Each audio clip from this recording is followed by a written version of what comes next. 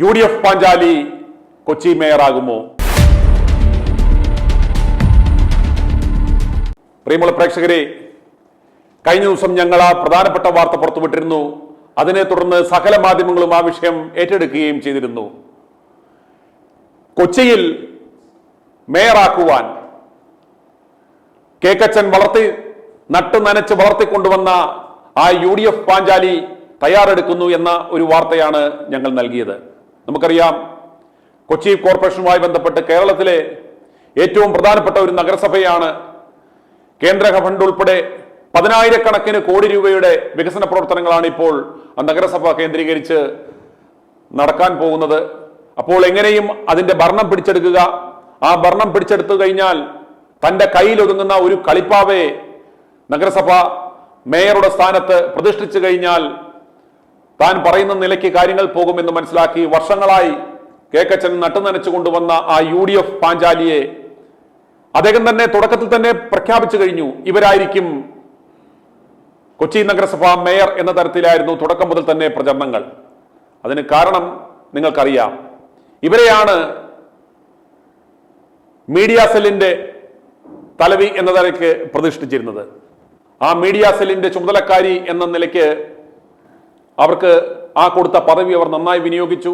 മാധ്യമങ്ങളുമായി നല്ല ബന്ധം പുനഃസ്ഥാപിച്ചു. അങ്ങനെ മാധ്യമങ്ങളിൽ തുടരെ അവരുടെ ഫേസ് വരുന്നു, മാധ്യമപ്രവർത്തകരുമായി ബന്ധം വരുന്നു. അങ്ങനെ ആ ബന്ധം ഉപയോഗിച്ച് തന്നെ നന്നായി പ്രൊമോട്ട് ചെയ്യണം, താനാണ് മേയർ സ്ഥാനാർത്ഥി എന്ന നിലയ്ക്ക് പ്രൊമോഷൻ തരണം എന്ന നിലയ്ക്ക് മാധ്യമപ്രവർത്തകരോട് പറയുന്നു. ആ മാപ്രകൾ അതിനനുസരിച്ച് ഇവരെ സപ്പോർട്ട് ചെയ്യുന്നു, അവരെ വിജയിപ്പിക്കുന്നു. അങ്ങനെ ഇവർക്ക് കൊടുക്കുവാനുള്ള 1.5 ലക്ഷം രൂപയുടെ മൈസൂർ സിൽക്സിന്റെ സാരി വരെ മേടിച്ച് കേക്കച്ചൻ വെച്ചിരിക്കുന്ന സമയത്താണ് ഇപ്രകാരം ഒരു വിഷയം ജനങ്ങൾ മനസ്സിലാക്കുന്നത്. ഇതിന്റെ പിന്നിൽ ഇത് നട്ടുനനച്ച് വളർത്തിക്കൊണ്ടുവന്നത് കേക്കച്ചനാണ്. ഇവരെ മുന്നിൽ നിർത്തിയാണ്, ഇവരെ ഉപയോഗിച്ചാണ് കേക്കച്ചൻ പലരെയും വെട്ടിയത്, ഇപ്പോൾ പലരെയും കുടുക്കിയിട്ടിരിക്കുന്നത് എന്ന യാഥാർത്ഥ്യം ജനങ്ങൾ മനസ്സിലാക്കി. ഇതിനെ തുടർന്ന് ആ മേയർ സ്ഥാനാർത്ഥിത്വത്തെ ചൊല്ലി വലിയ വിവാദം കൊച്ചിയിൽ നടന്നുകൊണ്ടിരിക്കുകയാണ്. യാതൊരുവിധ കോമ്പറ്റീഷനും ഈ വിഷയത്തിൽ വരരുത് എന്ന് കരുതിയാണ് കേക്കച്ചൻ തുടക്കം മുതൽ തന്നെ ഇപ്രകാരം ഇവരെ മുന്നിൽ നിർത്തിയത്. നമുക്കറിയാം, ആ സരിതാ വിഷയത്തിൽ ആ കേസിലുണ്ടായ സകലവന്മാരും ഇവരുടെ പ്രൊമോട്ടർമാരാണ്. അതുകൊണ്ടാണ് ഇവരെ UDF പാഞ്ചാലി എന്ന് അറിയപ്പെടുന്നത്. എന്നാൽ അതുകൊണ്ട് തന്നെ ഇവരെ ആർക്കും വെട്ടുവാൻ സാധ്യമല്ല. ആരെങ്കിലും ഇവർക്കെതിരെ തിരിഞ്ഞു കഴിഞ്ഞാൽ ഇവരുടെ കയ്യിലാണ് അവരുടെ ഭാവി. അതുപോലെ തന്നെ ഇവർ 3 തവണ തിരഞ്ഞെടുപ്പിൽ നിൽക്കുകയും ആ ഓരോ തവണയും ഇവരുടെ പേരിന്റെ കൂടെ ഓരോ ഭർത്താക്കന്മാരുടെ പേരിന്റെ അറ്റത്തുണ്ടായിരുന്നു. ആദ്യം ഞാൻ ഇന്നലെ പറഞ്ഞു പ്രദീപ് കുമാർ ആയിരുന്നു, പിന്നെ ഒരു ഗണേഷ് കുമാർ ആയിരുന്നു. അവസാനം ഇപ്പോൾ മത്സരിച്ചപ്പോൾ ആ ഒരു ക്രൈസ്തവ നാമം ഉപയോഗിച്ചാണ് അവർ മത്സരിച്ചത്. പക്ഷേ അവരെ ബാക്ക് ചെയ്യുവാൻ ഒരു ക്രൈസ്തവ സഭയുമില്ല. കാരണം ക്രൈസ്തവ സഭയുമായി ഇവർക്ക് യാതൊരു ബന്ധവുമില്ല. ഇവരൊരു ക്രൈസ്തവ കുടുംബത്തിൽ ജനിച്ചു എന്നതല്ലാതെ ഏതെങ്കിലും ഒരു സമുദായവുമായോ സഭയായോ ഇവർക്ക് യാതൊരു ബന്ധവുമില്ല. എന്നാൽ ലത്തീൻ കത്തോലിക്ക സഭ തങ്ങളുടെ ഒരു പ്രതിനിധിയെ കൊച്ചി മേയറാക്കണമെന്ന ആവശ്യവുമായി രംഗത്ത് വന്നിട്ടുണ്ട്. അവർ ശക്തമായി അതിനുവേണ്ടി വാദിക്കുന്നുണ്ട്. കാരണം 26ഓളം പേരെ ലത്തീൻ കത്തോലിക്ക സഭ അംഗങ്ങൾ ജയിച്ചു വന്നിട്ടുണ്ട്. വരാപ്പുഴ ഒക്കെ പോലെയുള്ള വളരെ ലത്തീൻ സമുദായാംഗങ്ങൾ തിങ്ങിപ്പാർക്കുന്ന ആ കൊച്ചി നഗരസഭയിൽ അവർക്ക് വളരെയേറെ പ്രാമുഖ്യമുണ്ട്. അവർ നന്നായി ഇത്തവണ UDFനെ സഹായിച്ചിട്ടുണ്ട് എന്ന് പറയുന്നു. അവർ ആവശ്യപ്പെടുന്ന ഒരു മേയർ സ്ഥാനാർത്ഥിയെ ആക്കിയില്ല എങ്കിൽ വരുന്ന നിയമസഭാ തെരഞ്ഞെടുപ്പിൽ അതിന്റെ പ്രത്യാഘാതങ്ങൾ ഇവർക്കുണ്ടാകുമെന്ന കാര്യത്തിൽ യാതൊരു സംശയവുമില്ല. ഷൈനി മാത്യുവിനെ ആക്കണമെന്നാണ് സഭ ആവശ്യപ്പെടുന്നത്. ആ സഭയുടെ വക്താവ് പറയുന്നതൊന്ന് കേട്ടിട്ടുടനെ മടങ്ങി വരാം. പാർട്ടിയാണ് തീരുമാനിക്കേണ്ടത് ആരാണ് മേയറെന്നും ആരാണ് ഡെപ്യൂട്ടി മേയറെന്നും. കാരണം മേയറുണ്ട്, ഡെപ്യൂട്ടി മേയറുണ്ട്. ഈ സ്ഥാനങ്ങളിലേക്ക് ഉചിതനായ ഒരു സ്ഥാനാർത്ഥി, അത് ലത്തീൻ കത്തോലിക്ക സമുദായത്തിൽ നിന്നുള്ള സ്ഥാനാർത്ഥി വേണം, കൗൺസിലറെ വേണം എന്നുള്ള ഒരു ആഗ്രഹം ഞങ്ങൾ നേതൃത്വത്തിന് മുൻപിൽ വച്ചിട്ടുണ്ട്. വരാപ്പുഴ, കൊച്ചി, ആലപ്പുഴ എന്നീ രൂപതകളുടെ, പ്രബലമായ ലത്തീൻ രൂപതകളുടെ സ്വാധീനം വളരെ അധികമുള്ള ഒരു കോർപ്പറേഷനാണ് കൊച്ചി കോർപ്പറേഷൻ. കേട്ടല്ലോ, ലത്തീൻ സഭ വളരെയേറെ ശക്തമായി ഷൈനിമോൾക്ക് വേണ്ടി വാദിക്കുകയാണ്. അതുപോലെ ഒരു കൂട്ടർ VK മിനിമോൾക്ക് വേണ്ടി വാദിക്കുന്നുണ്ട്. എന്നാൽ എന്ത് വില കൊടുത്തും തന്റെ നോമിനിയായ, തന്റെ ബിനാമിയായ UDF പാഞ്ചാലിയെ മാത്രമേ ആക്കൂ എന്ന് വി ഡി സതീശൻ വാശി പിടിക്കുന്നു. അതിന്റെ കാരണം ഞാൻ പറയാം. ഒന്നുമില്ലാതിരുന്ന ഒരു 2 മുറി വാടക വീട്ടിൽ താമസിച്ചിരുന്ന, ഒരു ബസ്സിന് യാത്ര ചെയ്യുവാൻ പോലും പാങ്ങില്ലായിരുന്ന ആ UDF പാഞ്ചാലി ഇന്ന് കോടീശ്വരിയാണ്. കാരണം ഇവർ ഇന്ന് ഈ കേക്കച്ചൻ്റെ ബിനാമിയാണ്. ഇവരുടെ ഇപ്പോഴത്തെ ഭർത്താവ് എന്ന് പറയപ്പെടുന്നയാൾ, ഇയാളുടെ പേരിൽ ഇന്ന് ബാംഗ്ലൂരുവിലും മറ്റും വലിയ വ്യവസായങ്ങളും പരിപാടികളും ഒക്കെയുണ്ട്. ഇതെല്ലാം ഈ കേക്കച്ചൻ്റെ ബിനാമിയായിട്ട് നിന്ന് പ്രവർത്തിക്കുകയാണ്. അപ്പോൾ കേക്കച്ചൻ്റെ ബിനാമിയായ ഈ UDF പാഞ്ചാലിയെ എന്ത് വില കൊടുത്തും കൊച്ചിയിൽ ജയിപ്പിച്ചെടുക്കുമെന്ന വാശിയിലാണ് ഈ കേക്കച്ചൻ. പക്ഷേ ഇത് വിവാദമായതിനെ തുടർന്ന് കേക്കച്ചനാകെ നിരാശയിലാണ്. കേക്കച്ചൻ കഴിഞ്ഞ ദിവസം മാധ്യമങ്ങളെ കണ്ട് പറഞ്ഞത് കേൾക്കുക. അയാൾ പറയുന്നു ഇതെല്ലാം അയാൾക്കെതിരെ സമൂഹ മാധ്യമങ്ങളുടെ അറ്റാക്ക് നടക്കുന്നു, അതെല്ലാം അയാളുടെ ആ വിഷമം നമുക്ക് കാണാം. ആകെ തകർന്ന ബോഡി ലാംഗ്വേജുമായി നിന്ന ആ കേക്കച്ചൻ ഇപ്പോൾ ഈ തദ്ദേശ തെരഞ്ഞെടുപ്പിന്റെ വിജയം വന്നപ്പോൾ അതിന്റെ പിതൃത്വം ഏറ്റെടുത്തുകൊണ്ട് ആ ബോഡി ലാംഗ്വേജ് ഒക്കെ ഒന്ന് മാറി ഒരു അഭിനവ CM ആയി വിലസി നടക്കുകയായിരുന്നു. അപ്പോഴാണ് ഈ വിവാദം വരുന്നത്. തൻ്റെ ബിനാമിയായ ആ ക്രൈസ്തവ പാഞ്ചാലിക്കെതിരെ ശക്തമായ ഒരു പ്രതിബന്ധം, അതല്ലെങ്കിൽ ആ ഒരു പദവിക്ക് വേണ്ടി ഒരു മത്സരം വന്നപ്പോൾ കേക്കച്ചനാകെ തകർന്നിരിക്കുകയാണ്. ആ കേക്കച്ചന്റെ വാക്കുകൾ കേട്ട ശേഷം ഉടൻ മടങ്ങി വരാം.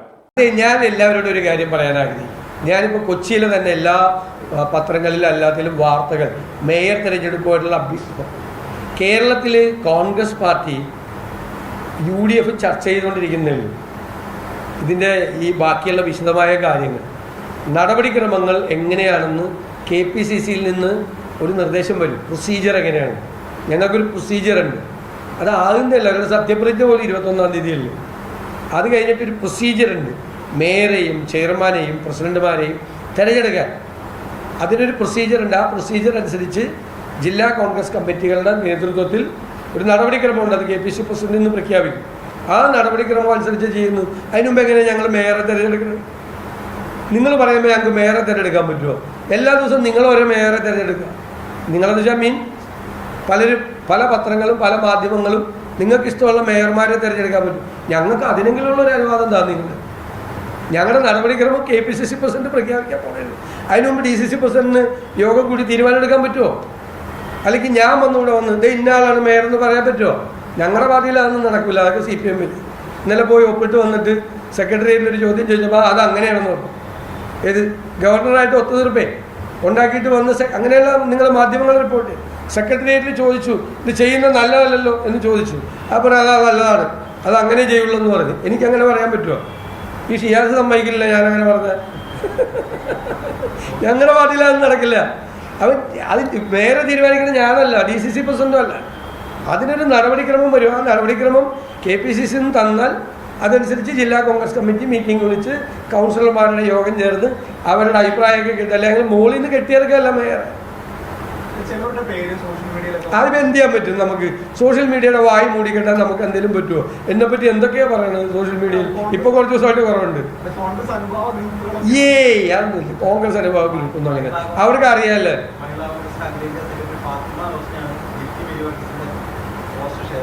അവരിപ്പോൾ സെക്രട്ടറി ഒന്നും എനിക്ക് തോന്നുന്നില്ല. അവരൊന്നും അല്ല തീരുമാനിക്കുന്നത്. ഒരാളും അല്ല തീരുമാനിക്കുന്നത്.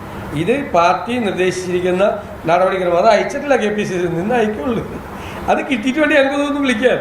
KPCCയുടെ നിർദ്ദേശം കിട്ടാതെ DCC പ്രസിഡന്റിന് ആക്ട് ചെയ്യാൻ പറ്റുമോ? മിനിയാതെ ഏതോ പത്രത്തിൽ എഴുതി പ്രതിപക്ഷ നേതാവ് തീരുമാനിക്കും. ഞാനാണ് മേയറെ തീരുമാനിക്കുന്നത്. അത് ഞങ്ങൾ ചെയ്യുന്ന കാര്യങ്ങൾക്കൊക്കെ ഒരു ബാലൻസ് ഉണ്ടാവും. അങ്ങനെ ജാതിമത സമവാക്യങ്ങളൊന്നും പരിശോധിച്ചിട്ടൊന്നും അത് ചെയ്യുന്നത്. അർഹതപ്പെട്ട ആളുകളെ അവർക്ക് ഇതുണ്ടാവും. പിന്നെ ജയിച്ചു വന്നിരിക്കുന്ന ആളുകളോട് ചോദിക്കും, അവരുടെ അഭിപ്രായം ചോദിക്കും. ഞങ്ങൾ കഴിഞ്ഞ പ്രാവശ്യം അതിൻ്റെ മുമ്പിലത്തെ പ്രാവശ്യവും പഞ്ചായത്ത് പ്രസിഡന്റ് വരെ സ്വീകരിച്ചത് ജയിച്ചു വന്ന ആളുകളുടെ അഭിപ്രായം കൂടി ചോദിച്ചിട്ട് പാർട്ടി അതിൻ്റെ കൂടി അടിസ്ഥാനത്തിലാണ് ഒരു തീരുമാനം എടുക്കുന്നത്. അത് വളരെ സുതാര്യമായ ഒരു നടപടിക്രമമാണ്.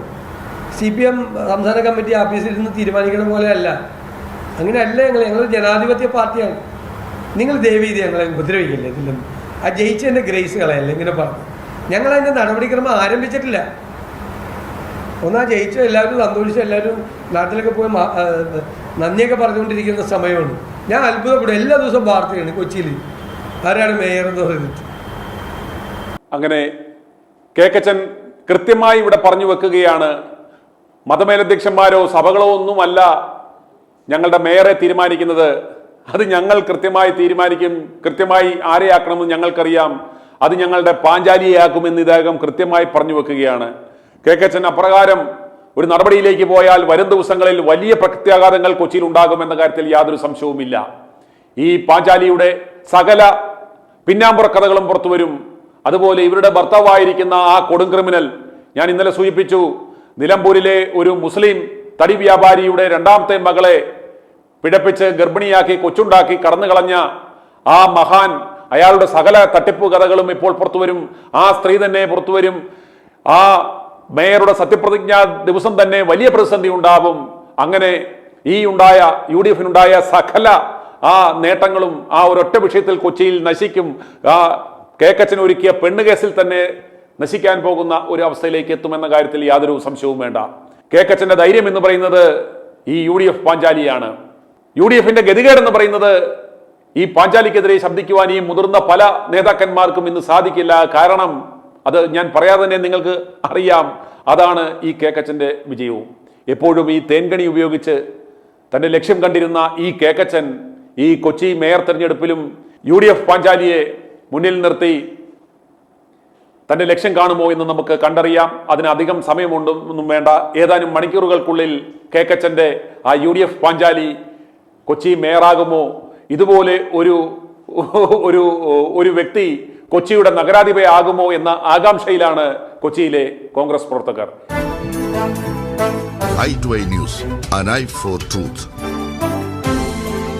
i2i News സബ്സ്ക്രൈബ് ചെയ്തിട്ടില്ലാത്തവർ ഇപ്പോൾ തന്നെ സബ്സ്ക്രൈബ് ചെയ്യുക. നോട്ടിഫിക്കേഷൻ ലഭിക്കുവാൻ ബെൽ ബട്ടണും അമർത്തുക.